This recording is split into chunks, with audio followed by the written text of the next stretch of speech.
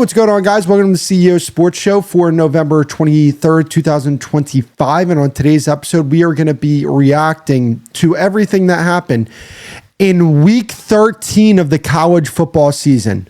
What in the world is going on right now? How in the world are we already on week 13? I feel like yesterday we were talking about Ohio State versus Texas to open up the season. What in the world is going on? Time is flying, but we're going to be reacting, and maybe not to all the games, but just around a lot of news, because there's a lot of news coming out about, college football, and I want to react to it. So make sure to hit that like button, subscribe. Without further ado, let's get into the episode. So I want to start this episode off by talking about Oklahoma and what I think their short-term future is here, especially because they're going to make the college football playoffs, most likely, unless they lose to LSU, but I don't see that happening. I really like this Oklahoma team. And here's the reason why I really like this Oklahoma team, because I know exactly what they are. And I feel comfortable saying what they are is good enough to beat any team in the country not named Ohio State. Now, I wouldn't pick them against every team in the country not named Ohio State. I'm just saying they're good enough to beat them. And when I look at this team, what are they? They're a team that is outstanding on the defensive side of the ball. They're one of the best defenses in the country, led by one of the best play callers, whether it be on the offensive or defensive side of the ball, in Brent Venables. They have a below average offense that struggles to remain in structure, but they can put a drive or two together where they put points on the board playing with good structure. They can also create an explosive play with the receivers that they have, and their defense is good enough to where they're going to get them good field position or a takeaway. It's a good complementary system in that way. And I just really like this team and what they have going on here, especially with some of the wins that they've had this year. I just think that when you get into the college football playoffs, what do they say all the time? Defense wins championships. Is this a defense good enough to carry this team to a national championship? I don't think so, just because when I look at Ohio State, I think that their offense and their defense is really damn good. Their defense, I think, is better than Oklahoma's, but their offense, it's not even a comparison. But when we look at what this team could be, which is a team that's in the national championship, I think you have to look at that as a win and a massive step forward for that program, because they're going to be doing something that they haven't done in quite some time. And from that perspective, it's a massive step forward for the Oklahoma program. And here's the thing, right?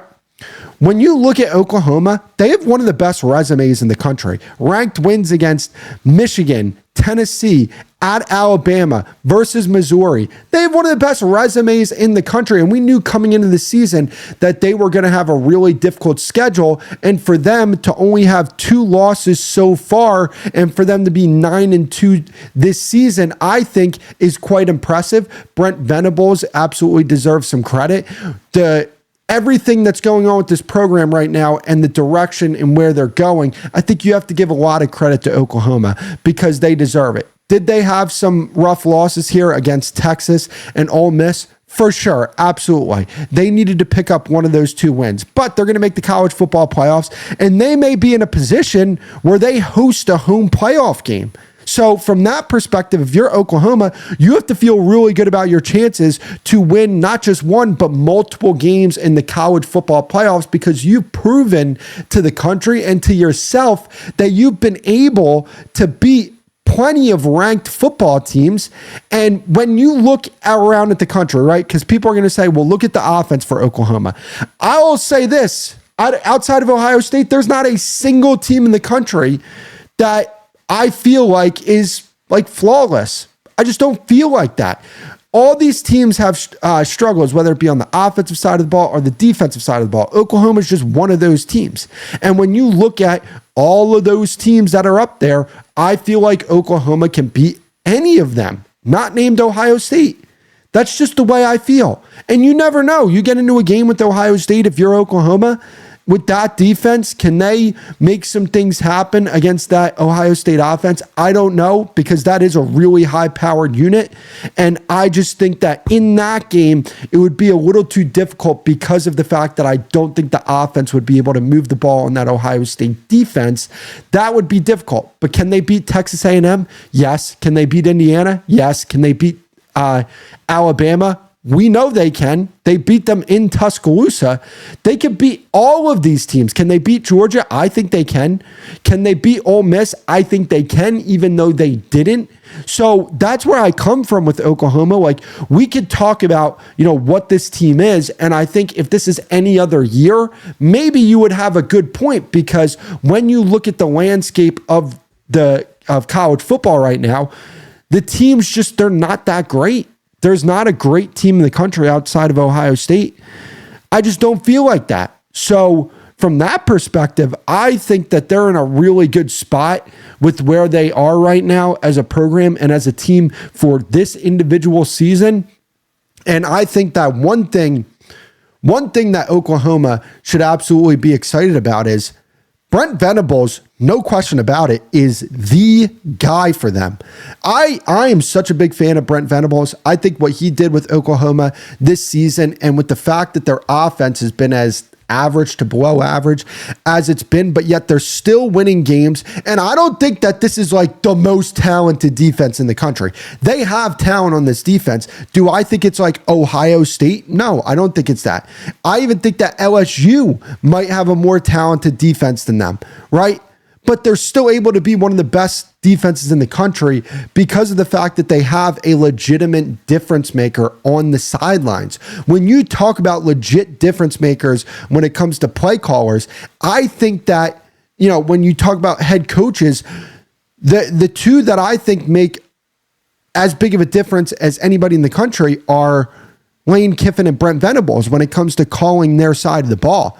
That's just how special of a play caller I think Brent Venables is, and how much just respect I have for him as a head coach, as a play caller, as a program builder. Because let's be honest here, they're gonna make the college football playoffs, and I get it. Oklahoma fans were upset that Oklahoma fans were upset that Lincoln Riley left the program. But let's be honest, Brent Venables is a better coach than Lincoln Riley right now. Oklahoma is about to make the college football playoffs playing in the SEC. They're a 9-2 football team in the SEC. And when you look at USC, they almost got to the college football playoffs a few years ago, but they didn't. He didn't win any conference titles with USC. He's not going to win one this year. And I just think that if you're an Oklahoma fan, you got to feel great about the hire that you got. And I have to assume that you feel great about the fact that your identity changed, because for so long in Oklahoma, it was, we're going to put up a bunch of points and our defense is going to be bad, but it's okay because we have an offense that's going to put up a bunch of points. Now it's flipped where, I actually think that what the offense is providing Oklahoma right now is way better than what those crappy Oklahoma defenses back when Lincoln Riley was there was providing them. I think they're just a better football team. I think they're a more legitimate program with Brent Venables.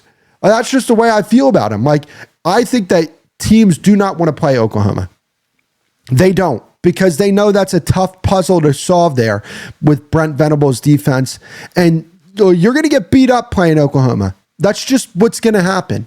So that's where I look at this and I say they're interesting because I think they could beat any team in the country not named Ohio State. Like, I think, I ran down the teams. I think they could beat all those teams. Now, would I pick them in a game against Texas A&M or Georgia? Me personally, I would not. If they played Ole Miss again, I'd probably pick Ole Miss. But I would say, like, hey, look, it could happen. I could see if they played Indiana, I'd be like, that'd be an interesting game. So Oklahoma, good win against Missouri. And, for them to put forward the resume that they've had so far, it's credit to them and the program that they're building right now. Hey, quick break. Hope you guys are enjoying the episode. Please make sure to hit that like button, subscribe. I would greatly appreciate that. And let me know what you guys think about the episode in the comment section below. I would greatly appreciate that. Let's get back to the video. So I want to talk about this Ohio State versus Michigan game. And I'm going to be honest with you. I know Michigan has won the last 4 meetings against Ohio State. I believe that Ohio State is going to embarrass Michigan next week in the game.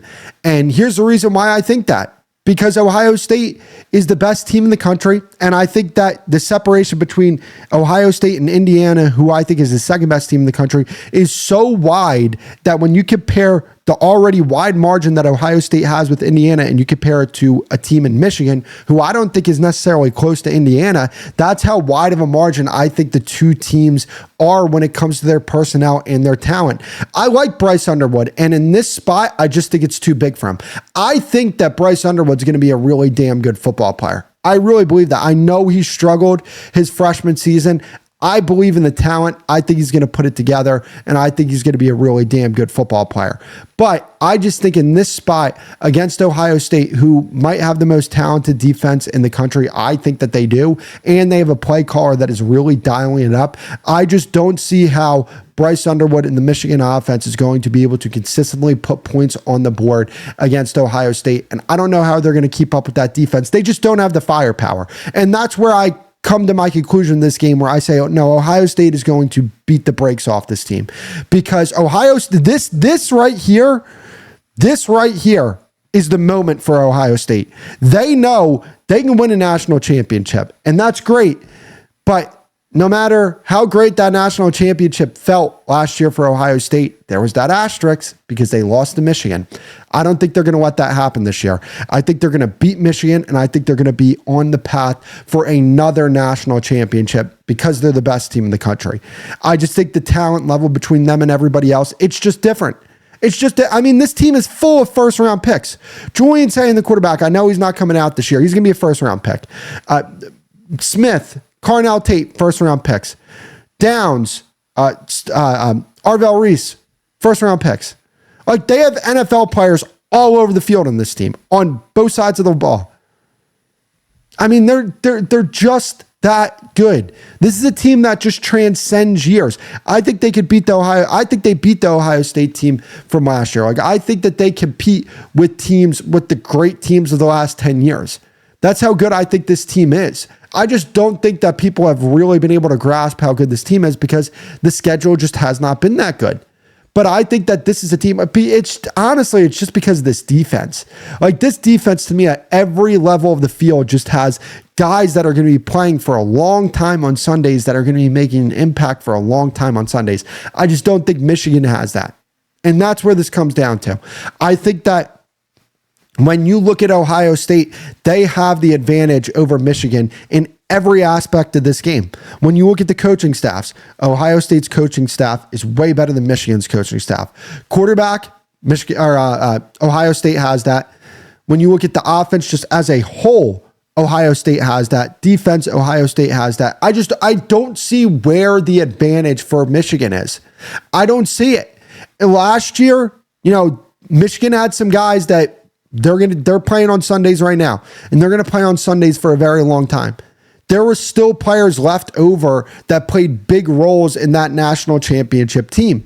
They just don't have that anymore. So the leadership that they had from those teams and the championship medal that they had just doesn't exist. And, you talk about not having Jim Harbaugh, obviously second year removed from that, from not having him. I think that means something. It obviously means something. They have taken a big time step back at the coaching spot. So I don't know. I know, the talking point this week is going to be, can Ohio State beat Michigan? Are they going to do what they've been doing over the past 4 years? And I'm going to be honest with you.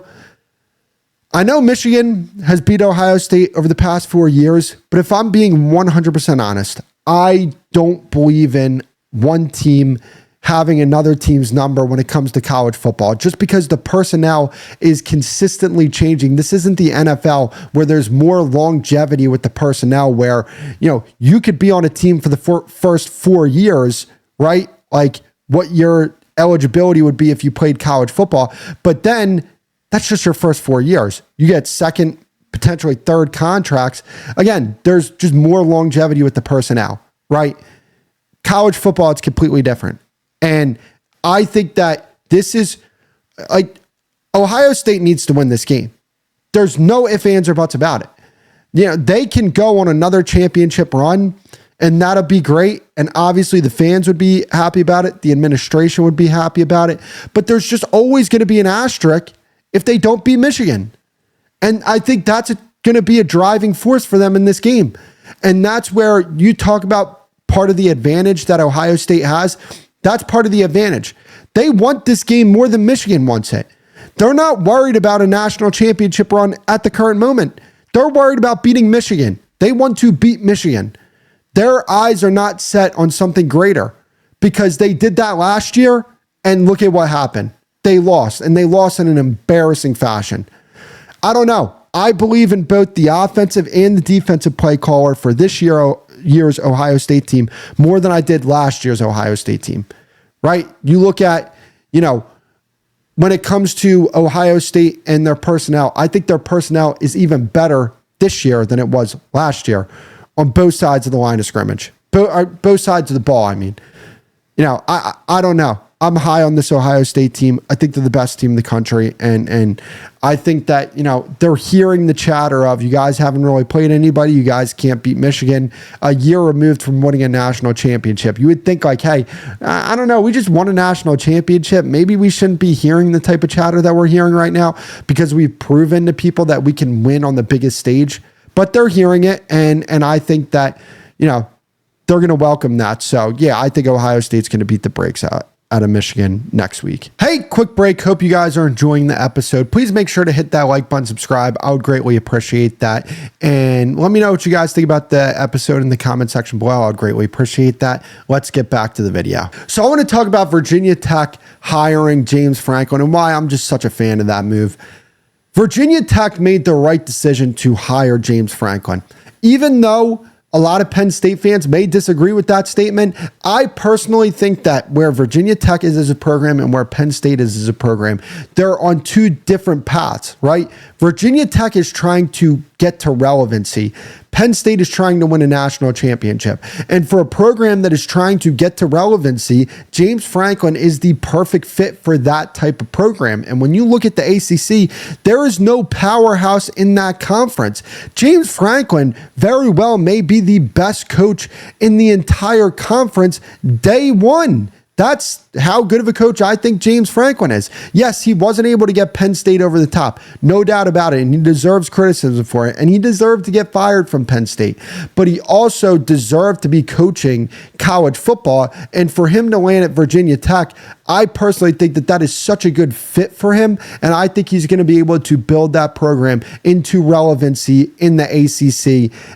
Pretty much day one, I think he'll be able to do that. But I also want to say this. This is another take that I have. Because while I do think that that was a really good hire by Virginia Tech, I want to talk about Penn State's side of this. Penn State is vindicated by Virginia Tech hiring James Franklin. And what do I mean by that? Do you think James Franklin wasn't tapped in with some of the bigger jobs in the country that have become available when you talk about a team like LSU or Florida, right?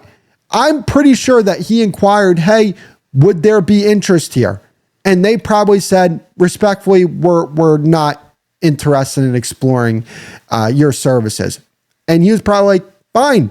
So if some of the top programs in the country are not considering this guy to be their coach, then why would I want him to be my coach after we've seen for such an extended period of time that he wasn't able to get this team over the top? So while I think Virginia Tech made the right decision to hire James Franklin, it's still Virginia Tech at the end of the day. And it's not one of the best programs in the country. It's not even one of the best programs in the ACC, which isn't on the caliber of a Big Ten conference or an SEC, not even close to the SEC. So if I'm Penn State, I'm looking at this and I'm saying we probably made the right decision. Not only did we made the right decision moving on from this guy. And yeah, could the next Penn State coach be worse than James Franklin? Yes. But you saw the ceiling for James Franklin. And the ceiling just was not good enough. And that's a national championship. And Penn State has every right to look at themselves as a program that could absolutely win a national championship. That's just the way it is. So Virginia Tech, I really like the hire for them. I think that James Franklin is going to do some really good things for them. And when you talk about that Northeast recruiting, pipeline, he's going to be able to, continue to recruit a lot of kids from that area because he has that relationship because he was at Penn State and he has familiarity with that pipeline. He'll be able to consistently recruit high-level guys, more high-level guys than Virginia Tech is used to getting. There's no doubt in my mind about that. So, when you look at the long-term outlook for Virginia Tech, if I'm a Virginia Tech fan, I feel really good about this hire. Like, I feel like, hey, we weren't going to get one of the top candidates, but this was as good of a candidate as you were going to get. So if you're a Virginia Tech fan, I wouldn't listen to the Penn State fans that are like, yeah, but he wasn't able to get us over the top. Okay, their program is on a different trajectory than Virginia Tech, and that's fine. Virginia Tech is trying to get the relevancy, and I think they're going to get there, and I think they're going to be one of the teams in the ACC that you're going to have to pay attention to, because I think that they have a legitimately really good head coach. Hey, quick break. Hope you guys are enjoying the episode. Please make sure to hit that like button, subscribe. I would greatly appreciate that, and let me know what you guys think about the episode in the comment section below. I would greatly appreciate that. Let's get back to the video. So I want to talk about Lane Kiffin and how he could potentially be the next head coach at LSU. So Ole Miss would like Lane Kiffin to tell them after the Mississippi State game if he's planning on taking one of these jobs. And I'm going to be 100% honest with you. I think Lane Kiffin is going to leave Ole Miss, and I don't think anybody should be mad about this. I think that if you're a smart person, you're always looking towards the future. I think there are plenty of smart players on Ole Miss's football team that they're looking towards their future as well, whether it be in the NFL, whether it be in the transfer portal, whether it just be getting an everyday job that they're going to have after their playing career is over. Everybody's looking towards the future. I don't think any coaches should be shamed towards looking into the future. Does that not mean that you're completely locked in on the season at hand? No, it doesn't mean that at all. Ole Miss has had a fantastic year this year. They have one loss this year. What else more do you want out of Ole Miss? They're going to make the college football playoffs. They're going to be in a position to win a few college football playoff games here. So at the end of the day, why would anybody be mad at Lane Kiffin because he's like, hey, look, yeah, I'm going to explore one of these openings? I don't know. I don't think anybody should be mad at him. He's done a lot for that program. That program is now at a very high level in large part because of Lane Kiffin. So if he makes the decision that, yeah, I'm probably going to explore some other opportunities with bigger programs, I don't think anybody should look at him any type of way.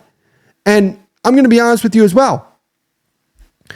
If Lane Kiffin goes to LSU, he has a very high likelihood of winning a national championship, because every coach is, ever since 2000, who's coached for LSU outside of Brian Kelly, has won a national championship. Are you thinking that Lane Kiffin isn't looking at the fact that Ed Orgeron won a national championship with this program and saying to himself, I'm a better coach than Ed Orgeron is, right? Yeah, the Brian Kelly situation, that was an entire mess because that was just an awful fit. Brian Kelly never fit LSU. He never fit the SEC. Obviously, we know Lane Kiffin can fit the SEC. He has one of the best offenses in the country. He's one of the best coaches in the country. He has so much familiarity with that conference. He'll be able to succeed if he goes to LSU. And I just think that if he goes to that program and he's the coach at that program, he has a real chance to win his national championship. And I think he's going to. I think he's going to go to LSU, and I think he's going to win a national championship for LSU. That's just the way it is. When you look at that recruiting base, that Louisiana recruiting base, it's a very good state for high school football. It's not the best, but it's one of the best. All those kids are going to LSU. And then you can pick, other states to recruit from when it comes to Florida or Alabama or Texas or whatever it may be. You can go to those states and recruit as well. Because I said this before, when it comes to SEC programs, all these teams have a few teams in their state, right? Like when it comes to high level programs, you talk about Texas, they have Texas A&M. Texas A&M has Texas. They also have Texas Tech that they're competing with as well, right? When you talk about Florida, there's Florida State, there's Miami. Those are big time programs. When you talk about Alabama, there's Auburn. LSU, it's not like that. So the recruiting base is always going to lean towards LSU in that state.